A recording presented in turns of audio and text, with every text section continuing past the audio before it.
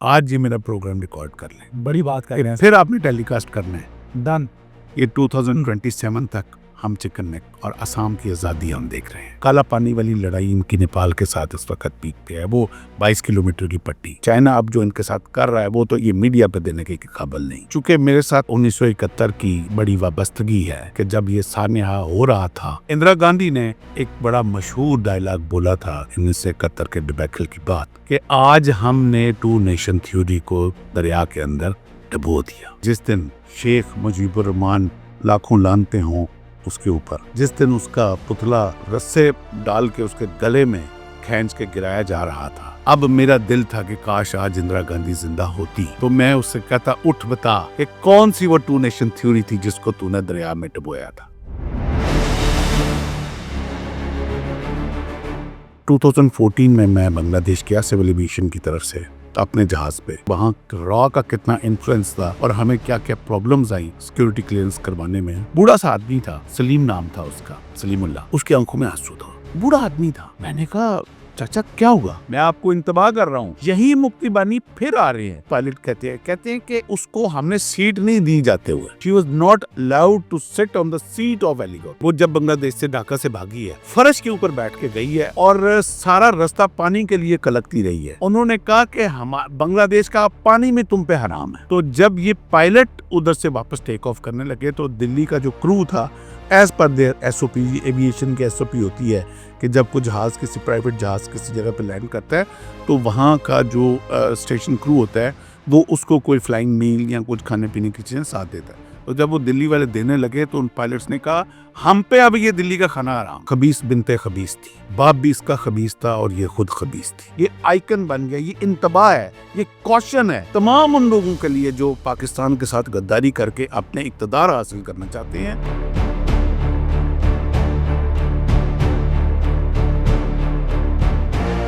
एक माफिया था जिसने अपनी करप्शन की बुनियाद पे पाकिस्तान को इस जगह पे लेके आ रहा है। वो माफिया अब कर्टेल हो चुका हुआ है।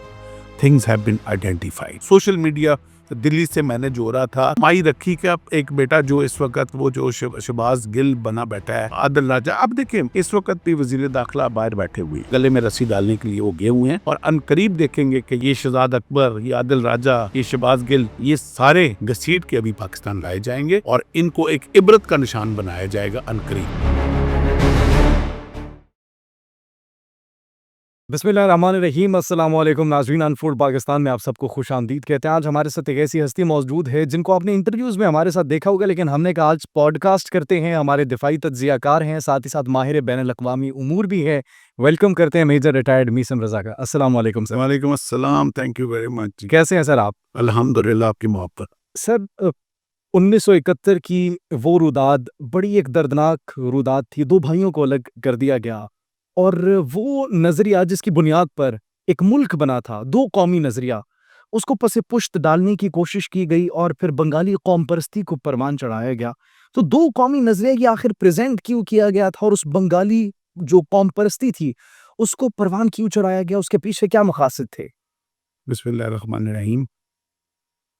दो कौमी नजरिया जो है वो कोई नई ऐसी चीज़ नहीं थी जो मुस्लिम लीग ने जो इलाहाबाद में जिसकी बुनियाद रखी, उसके बाद ढाका में परवान चढ़ी और फिर 1940 में फाइनली लाहौर में जिधर अभी यादगार पाकिस्तान है वहाँ प्रेजेंट हुई 23 मार्च को, 23 मार्च 1940।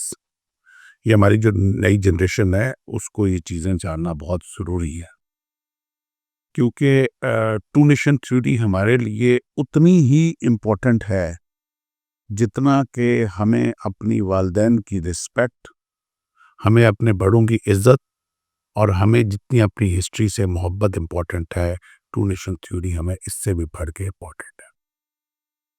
और ये टू नेशन थ्योरी की बुनियाद जो है मेरे इल्म के मुताबिक, जो मैं परसेप्शन अभी तक हिस्ट्री से ले चुका हूँ, ये हज़रत इब्राहीम अलैहिस्सलाम ने रखी थी।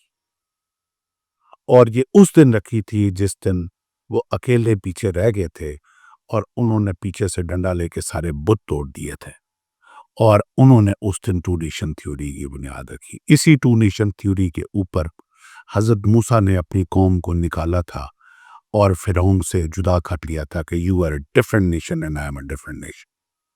اسی ٹو نیشن تھیوری کے اوپر حضرت عیسیٰ بھی سلیب پہ چڑھ گئے تھے. اسی ٹو نیشن تھیوری پہ آج سے 1400 سال پہلے میرے آقا صلی اللہ علیہ وسلم جو ہیں انہوں نے وہ ریولوشن لے کے آئے اور اس کی بنیاد رکھی. اور اسی ٹو نیشن تھیوری کو میرے محبوب قائد اعظم محمد علی جناح رحمۃ اللہ علیہ لاکھوں سلام ان کے اوپر، انہوں نے اس کو رینیو کیا. سو اب اس ٹو نیشن تھیوری کی بنیاد جو ہے وہ اتنی مقدم ہے ہمارے لیے، اتنی محترم ہے ہمارے لیے، اور یہی پرائیڈ ہے. اور یہی میں یعنی کہ ابھی اس سے تھوڑا سا میں پیچھے لے کے جاؤں تو یہی وہ پرائیڈ تھا جو اللہ پاک نے حضرت آدم علیہ السلام کو بخشا تھا. اور جب ابلیس کو کہا تھا کہ تو سجدہ کر، اور سارے فرشتوں کو کہا you are a different nation and Adam is a different nation. اور یہی وہ ٹو نیشن تھیوری کا انکار تھا جس نے اس کو ابلیس کو شیطان بنا دیا اور دھتکارا گیا، اور آج تک وہ دھتکارا گیا ہے. اور میرے نزدیک جو ٹو نیشن تھیوری کا انکاری ہے وہ ابلیس کا ساتھی ہے، اور جو ٹو نیشن تھیوری کا لور ہے وہ آدم سے لے کے میرے آقا صلی اللہ علیہ وسلم کے ساتھ ان کی اطاعت میں ہے اور محبت میں ہے. سو یہ ٹو نیشن تھیوری کی ہسٹری ہے. اب آ جاتے ہیں کہ اس کی آج کے وقت میں کیا امپورٹنس ہے. میں چونکہ میرے ساتھ بڑی اس کی ایک 1971 کی بڑی وابستگی ہے، وہ اس لیے کہ جب یہ سانحہ ہو رہا تھا تو میرا اس وقت جنم ہو رہا تھا. I was born in 1971. Yes. زبردست. تو ایک ضد ہے کہ یہ ایک وقوع ہوا اور اللہ پاک نے مجھے پیدا کرنا تھا. تو میں یہ سمجھتا ہوں اور میرے لیے یہ بڑا ایک مقدم چیز ہے. اندرا گاندھی نے ایک بڑا مشہور ڈائلاگ بولا تھا 1971 کے ڈبیکل کی بات، کہ آج ہم نے ٹو نیشن تھیوری کو دریا کے اندر ڈبو دیا. میں جس دن شیخ مجیب الرحمان لاکھوں لانتے ہوں اس کے اوپر، جس دن اس کا پتلا رسے ڈال کے اس کے گلے میں کھینچ کے گرایا جا رہا تھا، تو میرا دل چاہ رہا تھا کہ ان کی تو قبر بھی نہیں ہوتی کہ بندہ ان کی قبر پہ جا کے بھی سوال کرے. بہرحال وہ مر گیا مردود، نہ جنازہ نہ درود. اب میرا دل تھا کہ کاش آج اندرا گاندھی زندہ ہوتی اور آپ کہتے تو میں اس سے کہتا اٹھ بتا کہ کون سی وہ ٹو نیشن تھیوری تھی جس کو تو نے دریا میں ڈبویا تھا. کیسے ہو سکتا ہے کہ جس کا آغاز جو ہے وہ آدم علیہ السلام کریں، جس کو آگے پروان ابراہیم علیہ السلام چڑھائیں، اور جس کو آ کے منت کی انجام پہ میرے آقا صلی اللہ علیہ وسلم لے کے آئیں، اور قائد اعظم رحمۃ اللہ اسی کو لے کے آگے جائیں، اور اس کو کوئی مردود آ کے اس نیشن تھیوری کو ڈبو سکے. یہ لا الہ الا اللہ محمد رسول اللہ کی تھیوری تھی. یہ کبھی ڈوب نہیں سکتی، اس کو کبھی فنا نہیں آ سکتی. سر بنگالیت کو بڑا فروغ دیا گیا تھا، قوم پرستی کو بڑا فروغ دیا گیا، پھر مکتی باہنی کی تحریک بھی شروع ہوئی. تو یہ کہاں سے سٹارٹ ہوئی تھی؟ ان کو اسلحہ کہاں پر فراہم کیا گیا، اور ان کی جو منصوبہ بندی اور ٹریننگ وہ کہاں پر ہو رہی تھی؟ دیکھیں یہ وہی ابلیسیت تھی، یہ وہی شیطانیت تھی جو ہمیشہ سے رہی. یہ وہی ابلیس تھا جس نے حابیل اور قبیل کو آپس میں لڑایا تھا. جب یہ ٹو نیشن تھیوری آئی تو حق اور باطل جو ہیں وہ پیرلل چلتے رہے. وہ آدم نے آ کے ڈسکرمنیشن کی ٹو نیشن تھیوری کی، لیکن آگے دیکھ لیں آپ، حابیل اور قبیل حق اور باطل کے اوپر رہے، موسیٰ اور فرعون حق اور باطل کے ڈسکرمنیشن میں رہے. اسی طرح عیسیٰ کو بھی صلیب پہ چڑھایا گیا. اسی طرح میرے آقا صلی اللہ علیہ وسلم کے اوپر بھی ظلم و ستم جو ہوئے، اور یہ حق اور باطل تو کربلا بھی آیا. حسین اور یزید کی جنگ ہی یہی تھی، مسلمان تھے، لڑایا گیا. کنہوں نے لڑایا؟ یہی وہ اقتدار کا نشہ تھا جس نے میرے آقا حسین علیہ السلام کو انہوں نے شہید کروایا. اور یہی وہ اقتدار کا نشہ تھا، وہ مکتی بانی کے نام کے اوپر جو بنگالیوں کو بیوقوف بنایا گیا. اور یہی وہ مجیب الرحمان کے اقتدار کا نشہ تھا جس نے انہی وہ جو بھارتی سولجرز تھے وہ پاکستان آرمی کے یونیفارم پہن کے، اور وہ جا کے حملے کرتے تھے بنگالی ہمارے بھائیوں کے गांव के ऊपर उनको रेप करते थे, उनको रेड करते थे, उनको लूटते थे। और अब चूंकि यूनिफॉर्म पहना हुआ है पाकिस्तान आर्मी का, और जब वो आके गांव पे हमला करते थे, लूटते थे, तब तो कोई मीडिया, वो सोशल मीडिया, कोई नेटवर्क भी नहीं था।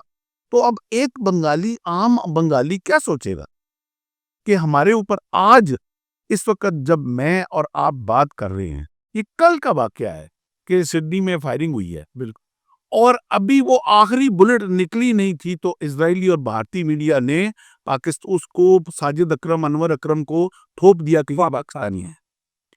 और it took 24 hours to take on Australian government कि भाई नहीं है, होल्ड ऑन, पाकिस्तान इसमें इन्वॉल्व नहीं है, ये पाकिस्तानी नहीं है, ये भारतीय हैं। अब उसका रूममेट बोल पड़ा। तो उस वक्त तो कोई मीडिया नहीं था, सोशल मीडिया नहीं था, कम्युनिकेशन नहीं थी। तो जब वो पाकिस्तानी यूनिफॉर्म के अंदर भारतीय सोल्जर रेड करते थे, रेप करते थे, तो एक आम गांव का जो रहने वाला बंदा है वो क्या सोचेगा? वो नफरत नहीं फैलेगी तो क्या फैलेगी? आज वही काम पाकिस्तान में फिर हो रहा है। मैं आपको इंतबाह कर रहा हूं, यही मुक्ति बानी फिर आ रहे हैं। और एक चंद दिन पहले आपको याद होगा कि एक लीडर बड़ा खड़ा होकर जो पर्चा लहराता था, वो मुजीबुर रहमान को अपना आइडियल और मजलूम समझता था। आज उससे जब वो मुजीबुर रहमान को रस्सा डाल के अल्लाह ने फेंका, तो मैं अब उस लीडर से पूछता हूं कि वेयर इज दैट आइडियल? आज लाखों मुसलमान जो हैं वो इकट्ठे होते हैं इस्लाम के नाम पे, ला इलाहा इल्लल्लाह मोहम्मद रसूलुल्लाह के नाम पे, तो वो क्या मुजीबुर रहमान को अच्छे लफ्जों में याद करते हैं? तो क्यों उस मुजीबुर रहमान को यहाँ किसी स्टेज से अच्छे लफ्जों में याद किया गया आज के दौर में? तो ये एक वेव दोबारा उठाने की कोशिश की गई। वो अभी मुक्ति बानी और मुक्ति खानी के नाम के ऊपर फिर दोबारा खेल खिलवाड़ शुरू होने लगा था, लेकिन अल्लाह की जात बहुत करीम है। अब जो गलती हमसे हुई वो अब नहीं हम हो रही। सर इसकी भी हम बात करेंगे क्योंकि मेरे माइंड में एक क्वेश्चन था। मुमासलत बड़ी और बड़ी मुशाबहत मिल रही थी हमें। पाकिस्तान की भी एक सियासी जमात है जो कि अगर रियासत की कामयाबी हो तो उसको अपनी नाकामी समझती है, रियासत की नाकामी को अपनी कामयाबी। तो हम इस पर गुफ्तगू करेंगे एंड पर। लेकिन अभी सर मैं जानना चाह रहा हूँ कि जिस तरीके से हमने देखा एक ही ख़ानदान के पास वहाँ पर भी इक़्तिदार था, और शेख हसीना भी हमें उसी एक प्रोजेक्ट लग रहा था कि भारत का वो प्रोजेक्ट वहाँ पर भी मौजूद है। बांग्लादेश से वो भागकर खुद अब इस वक़्त भारत में मौजूद हैं, और भारत उन पर इन्वेस्ट भी कर रहा है, छुपा कर भी रखा हुआ है। क्या भारत क्या सोच रहा है? फ्यूचर आपको क्या लगता है, उसको दोबारा से इस्तेमाल कर सकता है भारत? देखिए, थोड़ा सा मुझे 2 मिनट दीजिएगा। मैं शेख हसीना के जो उसके करैक्टर था उसके ऊपर थोड़ा सा मैं रिव्यूज करूँगा ज़रूर। कि ये खबीस बिनते खबीस थी, बाप भी इसका खबीस था और ये खुद खबीस थी। 1996 में, 1996 में ये पहली दफ़ा इक़्तिदार में आई और 2001 तक ये इक़्तिदार में आई। उसके बाद ये 2009 में दोबारा इसको इक़्तिदार मिला और फिर सेकंड टेन्योर इसने 2014 तक पूरा किया। अगेन 2014 से लेके फिर 2019 तक ये प्राइम मिनिस्टर रही। फिर 2019 से लेके अगस्त 24 तक फिर इसको जब निकाला गया, और ऐसे नहीं निकाला गया, जूते मार के अवाम ने निकाला, ला इलाहा इल्लल्लाह मोहम्मद रसूलुल्लाह की मोहब्बत करने वालों ने निकाला, और इस तरह निकाला कि वो एक आज के दौर में आइकन बन गया है कि जो लोग पाकिस्तान के साथ गद्दारी करते हैं उनके साथ और उनकी औलाद के साथ क्या आचर होता है। ये आइकन बन गया, ये इंतबाह है, ये कॉशन है तमाम उन लोगों के लिए जो पाकिस्तान के साथ गद्दारी करके अपने इक़्तिदार हासिल करना चाहते हैं। ये हशर जो सीना बाज़, मैं चूँकि मेरी बैकग्राउंड एविएशन से है तो मैं बड़ी क्रिटिकली इस हेलीकॉप्टर में MI-17 वो हेलीकॉप्टर था। अच्छा, luckily as the luck would have it, वो मेरा एक बड़ा कुलीग है मीज़ान, इस वक्त वो ब्रिगेडियर है उधर, उससे मेरे साथ इधर पाकिस्तान में कोर्स किया था। तो मेरी मीज़ान के साथ बात हुई, कहता है वो मैं ही बेस कमांडर था जिसका वो हेलीकॉप्टर तक गया था। तो मैंने कहा कि क्या वो पायलट कहते हैं कि उसको हमने सीट नहीं दी जाते हुए, she was not allowed to sit on the seat of helicopter. जब बांग्लादेश से भाग रही थी, वो जब बांग्लादेश से ढाका से भागी है, फर्श के ऊपर बैठ के गई है और सारा रास्ता पानी के लिए कलकती रही है, انہوں نے وہ بنگالی میں سلام پیش کرتا ہوں ان پائلٹس کو، اور ان کے پاس اپنا فلائنگ میل تھا. انہوں نے کہا کہ بنگلہ دیش کا پانی میں تم پہ حرام ہے. اب جہاں سے تم نے وہ چارجنگ لیتی تھی نا، وہ دلی سے جو چارجنگ لیتی تھی تو اب انہوں نے کہا کہ پانی بھی ابھی ہم 20 منٹ میں لینڈ کرنے والے ہیں، اب تم دلی کا ہی پانی پیو گے، ڈھاکہ کا پانی نہیں پیو گے تم. اور جب وہ پائلٹس اترے ہیں، اس سے بھی بڑی بات میں بتانے رہا ہوں، وہ آپ کے پاس شاید میڈیا پہ وہ تصویر ہو، ایک سٹول پہ بیٹھی ہوئی ہے نکل کے، there was nobody to receive her. تو یہ اتر کے ایک سٹول پہ بیٹھ گئی ہے جا کے، جب ریلی پہنچی ان کو ریسیو کرنے کے کوئی ریسیو کرنے والا تھا. یہ عشر پاکستان کے غداروں کے ساتھ، اور غدار ابن غدار، غدار بنت غدار کے ساتھ یہ عشر ہوا. یہ آج کے پولیٹیشین، آج کے بیوروکریٹس، آج کے فوجی جرنیلوں کے لیے بھی یہ سب عمل ہے جو شخص بھی پاکستان سے محبت کرے گا، یہ قوم بھی اور اللہ پاک بھی اس کو عزت میں اضافہ کرے گا. اور جو شخص بھی پاکستان کے ساتھ غداری کرے گا، یہ قوم بھی اس کو ذلیل کرے گی اور اللہ پاک کے آگے بھی وہ ذلیل ہوگا. تو جب یہ اتری ہے، یہ بینچ پہ بیٹھ گئی ہے، ادھر ایک سٹول تھا کسی سنتری کا ایویشن بیس میں ادھر، تو ادھر جا کے بیٹھ گئی ہے، اس کو کوئی ریسیو کرنے والا نہیں تھا. فائنلی بعد میں جب لوگ آئے، تو جب یہ پائلٹ ادھر سے واپس ٹیک آف کرنے لگے، تو دلی کا جو کرو تھا، as per their S O P, aviation کی ایس او پی ہوتی ہے کہ جب کوئی جہاز کسی پرائیویٹ جہاز کسی جگہ پہ لینڈ کرتا ہے، تو وہاں کا جو اسٹیشن کرو ہوتا ہے وہ اس کو کوئی فلائنگ میل یا کچھ کھانے پینے کی چیزیں ساتھ دیتا ہے. اور جب وہ دلی والے دینے لگے تو ان پائلٹس نے کہا ہم پہ اب یہ دلی کا کھانا حرام ہے. اللہ اکبر. یہ وہ عالم ہے، یہ وہ جذبہ تھا. یہ ہے two nation theory. This will never die انشاءاللہ. انشاءاللہ سر. ابھی رفاقتیں بڑھ رہی ہیں، قربتیں بڑھ رہی ہیں، پاکستان بنگلہ دیش کا مستقبل آپ اب کیسے دیکھتے ہیں؟ دیکھیں، یہ ایک کرما ہے، یہ اللہ پاک کا ایک نظام ہے کہ ہر چیز نے اپنے مرکز کی طرف لوٹنا ہوتا ہے. اور جس طرح ایک سازش کے تحت ہم دو بھائیوں کو آپس میں جدا کیا گیا اور وہ پٹسن کا کھیل کھیلا گیا، اور ہمیں وہ خبیث جو تھا وہ آ کے اسلام آباد بھی کہتا تھا مجھے اسلام آباد کی سڑکوں سے پٹسن کی بو آتی ہے. ہماری قوم کو آج یہ بھی نہیں پتا کہ پٹسن کیا ہے. یعنی کہ جن چیزوں پہ اوپر ہمیں ڈیوائیڈ کیا گیا، نہ آج ہمارے بنگلہ دیشی بھائیوں کو پتا ہے کہ پٹسن کیا ہے، نہ ادھر کسی کو پتا ہے پٹسن کیا ہے. اور وہ سمجھتا تھا کہ پٹسن کی وجہ سے ہمیں علیحدہ ملک چاہیے. خیر، یہ جو اللہ پاک نے کرم کیا ہے کہ رفاقتیں محبتوں میں اور الفتوں میں بدلی ہیں، یہ اس کا سارا کرم ہے، اور یہ آرگینیکلی اس سے مرکز کی طرف واپس لوٹنا تھا. اور it is always a strength which انہوں نے محسوس کی ہے. میں آپ کو اپنا پرسنل ایک واقعہ بتا رہا ہوں کہ 2014 میں بنگلہ دیش کیا سول ایویشن کی طرف سے اپنے جہاز پہ، اور خیر وہ کسی دن اور پروگرام میں آپ کو ڈیٹیل بتاؤں گا کہ وہاں را کا کتنا انفلوئنس تھا اور ہمیں کیا کیا پرابلمز آئیں سیکورٹی کلیئرنس کروانے میں. تو ایک ڈھاکہ کے ساتھ ہی ایک میسور ایک بیس ہے، تو پہلی ہم نے جو ایئرپورٹ کی انسپیکشن کرنی تھی وہ میسور بیس کی کرنی تھی. تو ادھر انہوں نے ہماری فلائنگ روک دی. اب جو روک دی تو 6-7 گھنٹے ہم ایئرپورٹ مینیجر کے آفس میں بیٹھے رہے. بڑے اچھے کرٹیس، وہ احمد نام تھا ان کا جو ایئرپورٹ مینیجر تھے، بہت اپولوجیٹک بھی تھے. تو انہوں نے بڑی سروس، چائے کافی کھانا چلتا رہا. تو ایک باہر ٹیرس تھا، میں اس وقت سگریٹ پیتا تھا، تو میں سگریٹ پینے کے لیے ٹیرس پہ جاتا تھا. تو میں وہ کہیں چائے آئی، میں باہر سگریٹ پی رہا تھا، تو وہ ویٹر چائے لے کے باہر آ گیا. بوڑھا سا آدمی تھا، سلیم نام تھا اس کا، سلیم اللہ. تو چائے دے کے نا تو ایک دم میرے پاس کھڑا ہو گیا. آئی تھاٹ کہ شاید کوئی ٹپ شپ لینی ہے. میں نے پیسے نکالے تو کہتا نہیں صاحب پیسہ نہیں. تو اس کی آنکھوں میں آنسو تھا. میں لا الہ الا اللہ محمد رسول اللہ کو سچا واقعہ، یہ 2014 کی بات بتا رہا ہوں. اس کی آنکھوں میں آنسو تھا، بوڑھا آدمی تھا. میں نے کہا چاچا کیا ہوا؟ کہتے صاحب 71 میں 14 فیلڈ میں نوکر تھا، میں ویٹر تھا، میں یونٹ میں تھا. صاحب وہ سب جھوٹ تھا، کسی پاکستانی فوجی نے کچھ غلط نہیں کیا. یہ سب بھارتی فوجی تھے جو ہمارے ساتھ ظلم کرتے، لیکن ہم ابھی بول نہیں سکتا، ہمارا گردن کاٹ دیا جائے گا. میں نے آگے ہو کے نا اس کو گلے لگانے رکھا تھا. نہیں صاحب پیچھے رہے، ہم سب کیمرے میں اس وقت. لیکن مجھے پتا تھا یہ چنگاری ہے جو محبت کی جو اندر ہے، وہ جو آنسوں کے سلیم اللہ کے آنسوں کے اندر سے نکل رہی تھی. سو میں اس مٹی سے کبھی بھی نا امید نہیں تھا. یہ نم تھا ساکی، یہ اس میں نم تھا.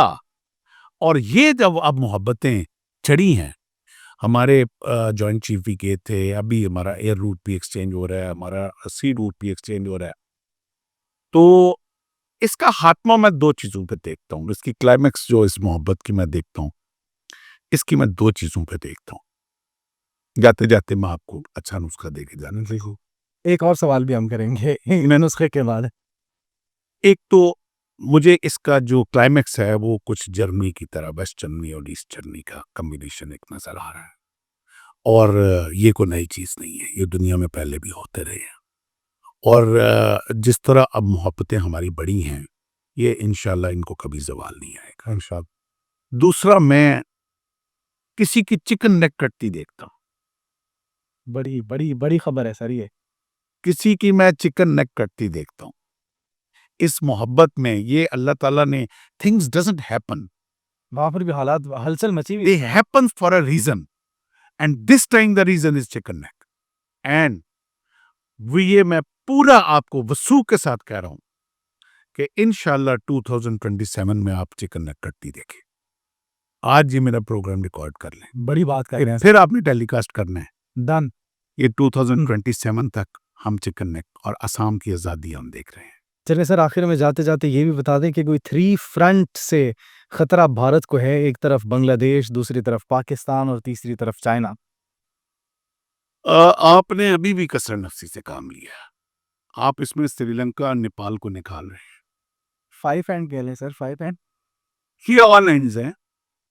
بھارت اتنا بدنصیب ملک ہے، حالانکہ جتنا بڑا 1.5 ارب کی آبادی، ڈیموکریسی، دنیا کی سب سے بڑی ڈیموکریسی، انسٹیڈ کہ یہ لوگ اپنی غربت پہ کام کرتے ہیں.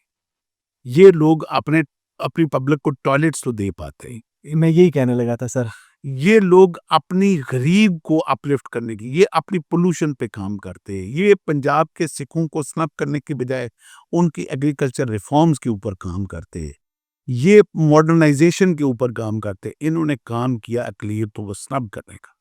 انہوں نے کام کیا ہمسایوں کے اندر پراکسی وارز انکلکیٹ کرنے کا. تو اب اس وقت کیا ہے، نیپال کالا پانی والی لڑائی ان کی نیپال کے ساتھ اس وقت پیک پہ ہے. وہ 22 کلومیٹر کی پٹی. 35 سال انہوں نے سری لنکا کے اندر انسرجنسی کروائی ہے. کیا سری لنکا کبھی پھول پاتا ہے؟ کبھی نہیں پھول پائے گا.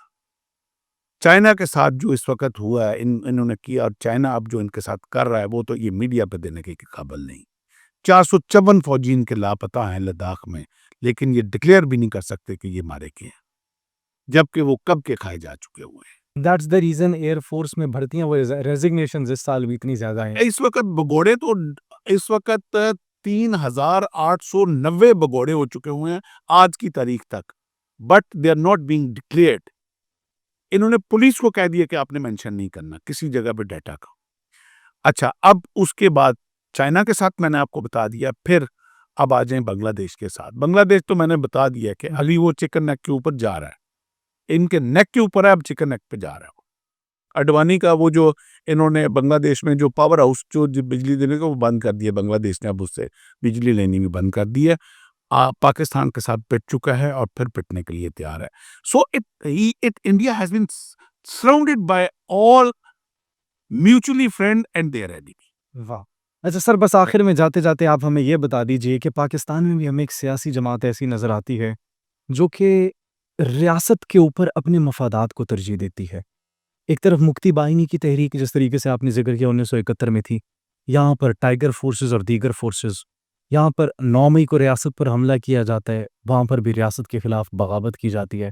لا الہ الا اللہ کی بنیاد پر، 2 نیشن تھیوری کی بنیاد پر جو ملک بنا تھا اس میں پھوٹ ڈالنے کی کوشش کی جاتی ہے. اور وہ جس طریقے سے نیٹ ورکس تھے، آپ نے بھی بتایا کہ وہ کن کی کٹ پتلیاں تھیں.